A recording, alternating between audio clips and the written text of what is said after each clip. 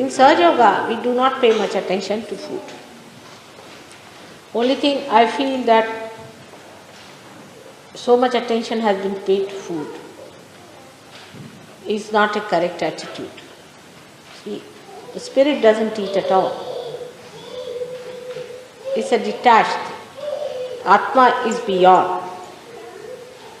Now when we try to say that if we eat this kind of food, Atma will be happy, that kind of Atma will be happy, is not true. For example, we'll say vegetarianism, which is a very common problem with people. You'll be amazed, all the false gurus are vegetarians. One by one. Mahesh Yogi, Rajneesh. Rajneesh is a great vegetarian. He doesn't even eat garlic and onions.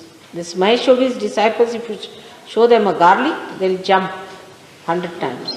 They are afraid of the garlic. Can you imagine? But I don't say that you eat meat. That's not the point. But those people, whatever they require, they should eat. But don't eat meats of animals which are bigger than you. Now what happens? How the evolution in the animals take place? Nobody has put attention to that. Supposing there are many chickens, you say, I'm not going to give realization to chickens, am I? Or to bugs, am I going to give realization, or to mosquitoes? So our attention is on these, not on the higher level of life. When we think of food, that we must save chickens. Actually nothing dies. As Krishna himself has said, nothing dies. Alright?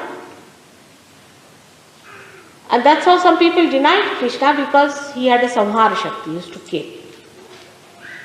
And killing is so important in evolution.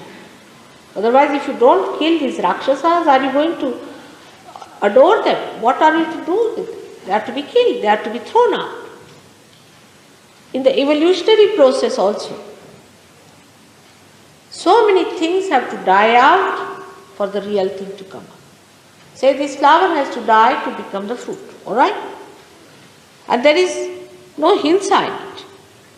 The word hinsa is so much misinterpreted that people are satisfied if they do not eat meat. It's not true. For some people it is essential they must eat meat. Now, as you know, Sahaja Yoga works on the power of Shakti. And the Devi not only killed Rakshasas, but she ate them. And she drank the blood of these Rakshasas, as you know, Raktabijas. So how can she be vegetarian? Just tell. Put reason. Alright? Because we are conditioned that way, we think. But actually what happens in the evolutionary process, when a person say eats chicken, not person, we should say a higher animal, eats a lower animal, then it passes through the circle and achieves a higher life. It's absolutely, this is how evolution takes place. Of course, we can give realization to human beings, so we need not worry about that. That's a different point. But if you eat chicken, you definitely give it a higher life. But not the animals which are bigger than smaller animals. If you eat, it's not going to be harmed by that, no doubt. But you may be harmed. For example, if you eat mosquitoes, you will be harmed. Now, in countries where there is not even any vegetable or anything, they have not seen green leaves, like Greenland. Now, the name is Greenland, they have never seen green color. Are they sinners that they can't live without eating meat? How can God be so partial? There are many countries where they cannot live without eating meat. So, there must be some reason, alright? So, reason it out.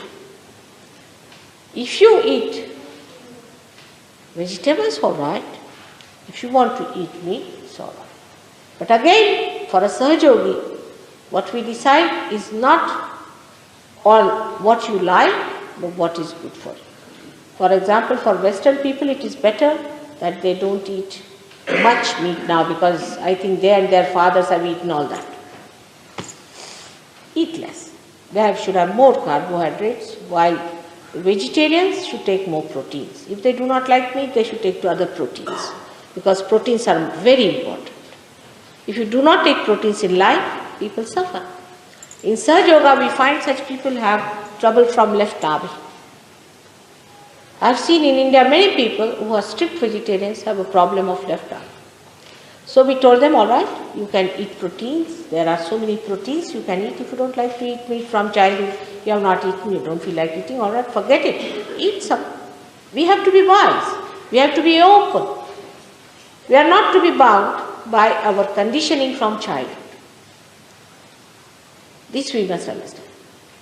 That vegetarianism is not going to take you to God, neither non-vegetarianism. Because the spirit is neither a vegetarian nor a non-vegetarian. It is a detached thing, it's above food. But whatever you need for your body is important. If you need protein, eat protein. If you don't eat protein, don't eat protein. But then eat something which you need. So it is not that one has to understand it in a way that we understand as a chicken and vegetables, but we must understand in the way a doctor understands the protein and carbohydrates. All right? Whatever you like, you can eat. There's no, in Sahaja Yoga, there's no such a compulsion.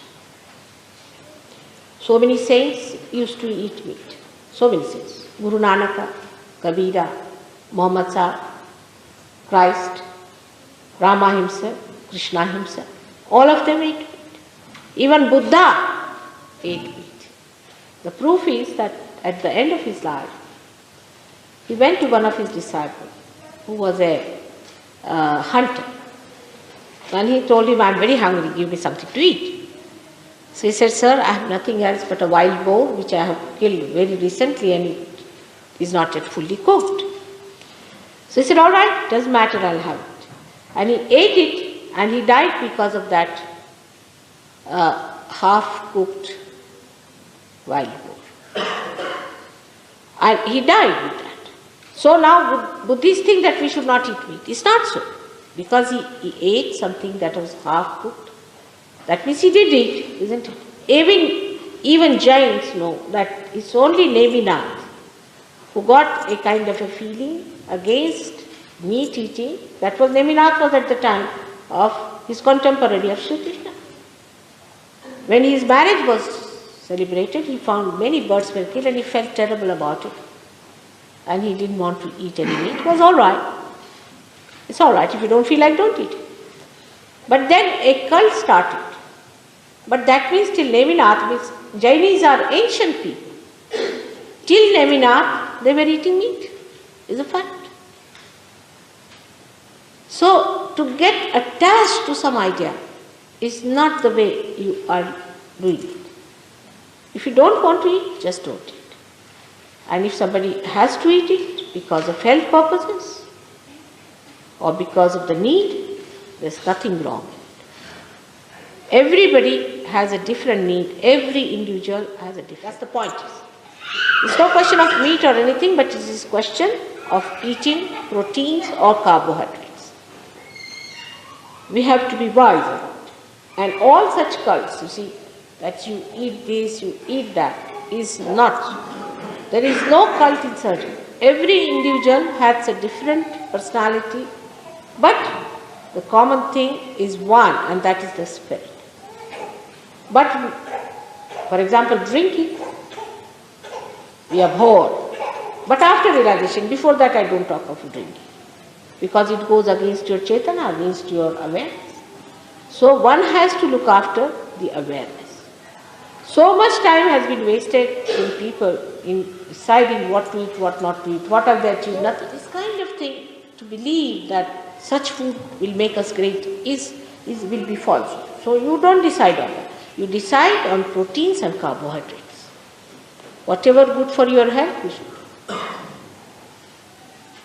Those who eat too much of vegetarian food are liable to certain type of diseases, and those who eat too much of non-veg are liable to some.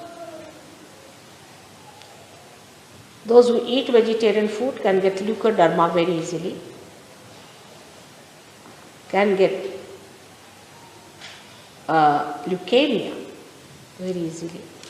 Certain types of cancers they can get very easily. Those who are non-vegetarians can get another kind of diseases, there are numerous diseases they can get. So we have to have a balance.